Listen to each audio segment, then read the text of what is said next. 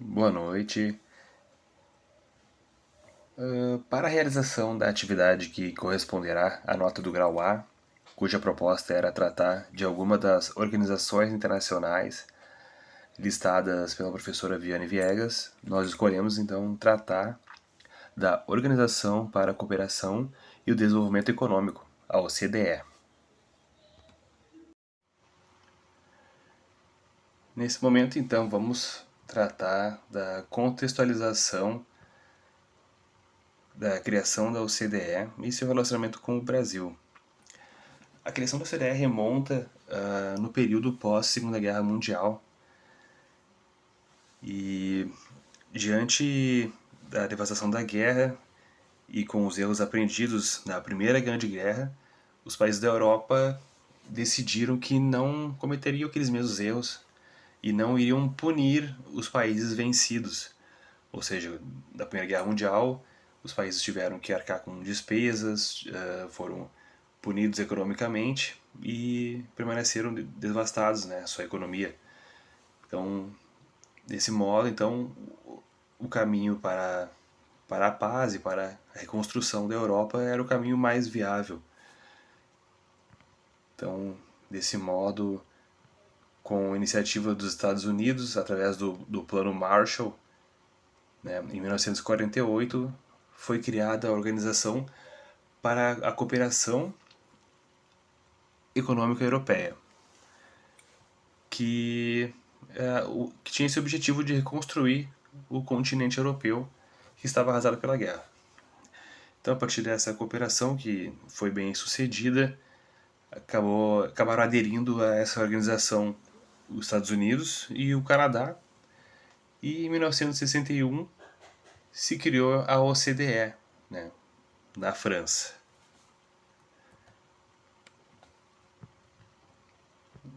Então, o relacionamento da OCDE com o Brasil iniciou em 1996, quando o Brasil ele entrou no chamado Grupo do Aço, da presidência do Fernando Henrique Cardoso. Posteriormente, em 2012, teve outra atividade importante no programa de engajamento ampliado, usufruindo e fortalecendo o comparecimento do país na organização. Aqui temos uma breve linha do tempo do Brasil e suas atividades na OCDE. Né? Os ministros visitando a sede da OCDE, o Brasil em 2000 aderindo à Convenção de Suborno e à recomendação do Conselho contra Cartéis. Em 2007, o Brasil sendo convidado para um compromisso reforçado com a OCDE e posteriormente foi denominado como um parceiro-chave. O ministro Manteiga lança a Pesquisa Econômica do Brasil com o secretário-geral.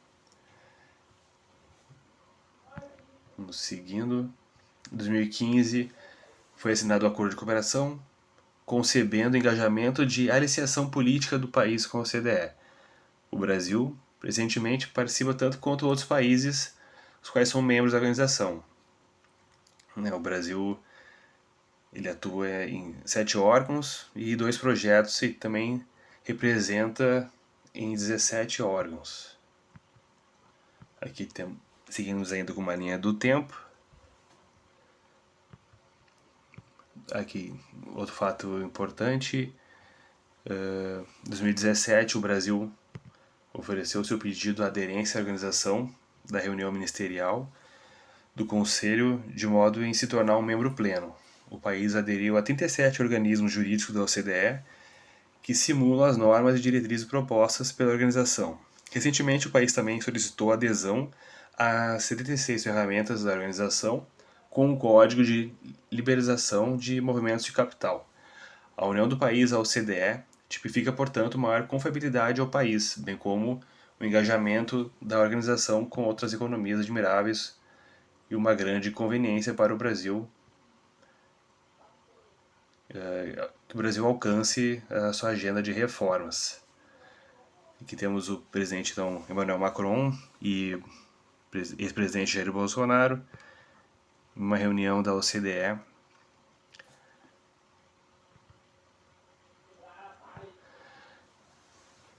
Muito bem. Vou falar um pouco sobre a forma de trabalho da OCDE.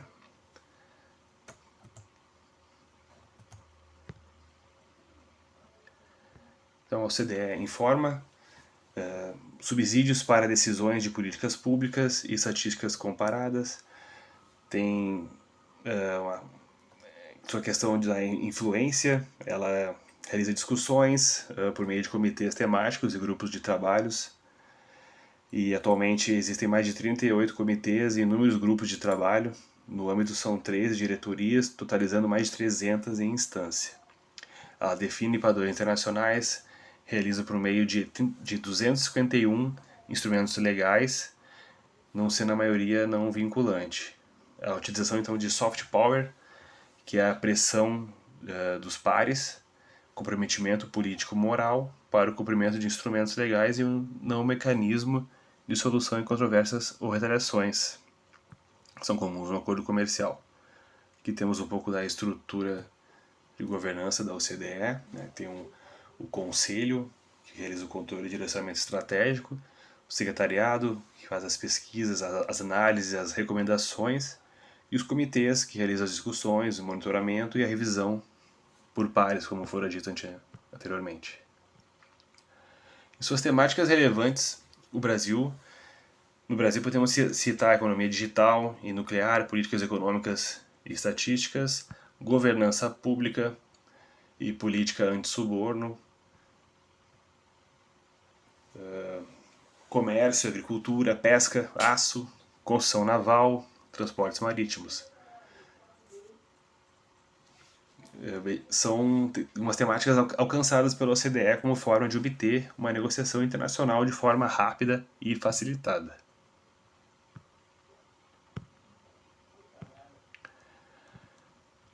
Então, vamos tratar então dessas iniciativa BEPS da OCDE.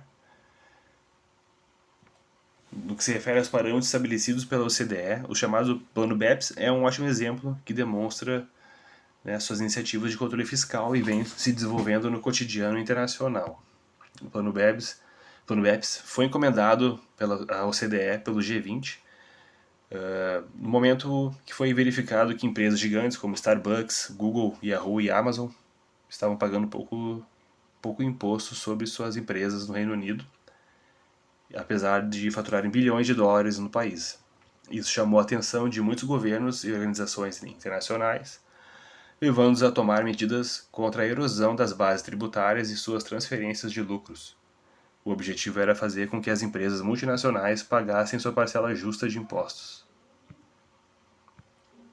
O termo BEPS refere-se a Base Erosion and Profit Shift. Em português, pode ser traduzido como erosão da base tributável e transferência de lucros. BEPS é uma iniciativa liderada pela OCDE e pelo G20 para abordar práticas fiscais consideradas prejudiciais e que permitem que empresas multinacionais evitem o pagamento de impostos de forma injusta ou abusiva. Nesse sentido, a OCDE desenvolveu um conjunto abrangente de 15 ações para lidar com o problema BEPS.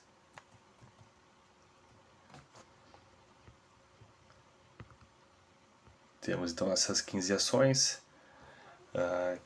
que é abordagem digital para a tributação, híbridos, que seria neutralizar os efeitos dos instrumentos híbridos que permitem a dedução dupla de despesas ou a não tributação de receitas, o controle de prevenção de CFCs, que significa controlar empresas estrangeiras controladas que são usadas para evitar impostos, a limitação de dedução de juros, combate a práticas lesivas de taxas de impostos, que é desenvolver medidas eficazes para combater práticas fiscais prejudiciais,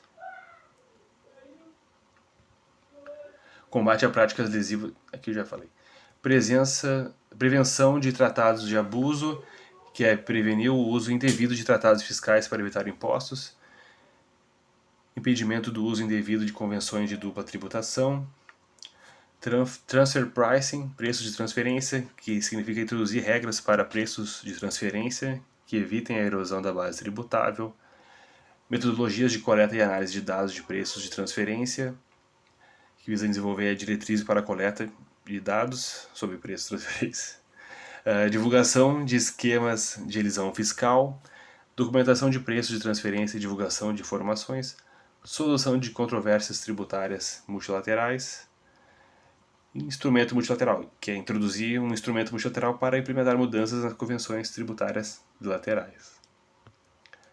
A BEPS no Brasil. O governo brasileiro então vem adotando várias medidas para abordar a BEPS.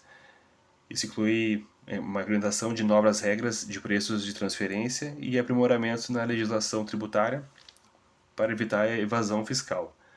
Além disso, o Brasil está envolvido em iniciativas internacionais como o Plano de Ação BEPS, da OCDE e G20, e tem buscado cooperação internacional para combater eficazmente a elisão fiscal e garantir que as empresas multinacionais paguem impostos justos sobre os seus lucros obtidos no país.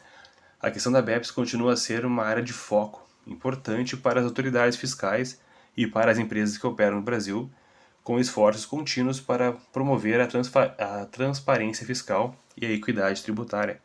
Além disso, nos últimos anos, o Brasil vem desenvolvendo diversos acordos internacionais para evitar a bitributação, com um propósito fundamental de se inserir no mesmo contexto de parametrização tributária com relação aos outros países que integram a base do G20 e a OCDE. Melhores políticas para uma vida melhor. A OCDE, então, se destaca pelo seu papel vital na promoção de políticas econômicas e sociais que beneficiam não somente os seus 38 países membros, mas também diversas nações em todo o mundo. Sua abordagem multilateral permite a troca de ideias, experiências e conhecimentos, criando um terreno fértil para inovação e progresso. A organização foca em uma variedade de áreas, incluindo comércio, educação, saúde, meio ambiente e tecnologia, reconhecendo que o desenvolvimento holístico é a chave para sociedades estáveis e prósperas. O Brasil, por exemplo, encontrou na OCDE um parceiro estratégico para impulsionar suas reformas e melhorar seu perfil econômico internacional. Desde sua entrada no grupo do ACE em 96 até o seu pedido de adesão em 2017. O Brasil demonstrou um compromisso firme com os valores e objetivos da OCDE. A recente aceitação do Brasil em órgãos e projetos da OCDE não apenas valida seu progresso econômico, mas também abre portas para oportunidades significativas de comércio, investimento e desenvolvimento. Então aqui finalizamos com as áreas que a OCDE atua.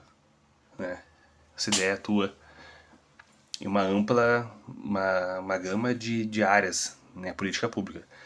Assistência de desenvolvimento, imigração, em previdência, educação, saúde, atua combatendo corrupção, questões de governança pública, emprego, concorrência leal, comércio e empreendedorismo, política fiscal, finanças, agricultura, as questões de inovação, evasão fiscal, mudança climática, energia.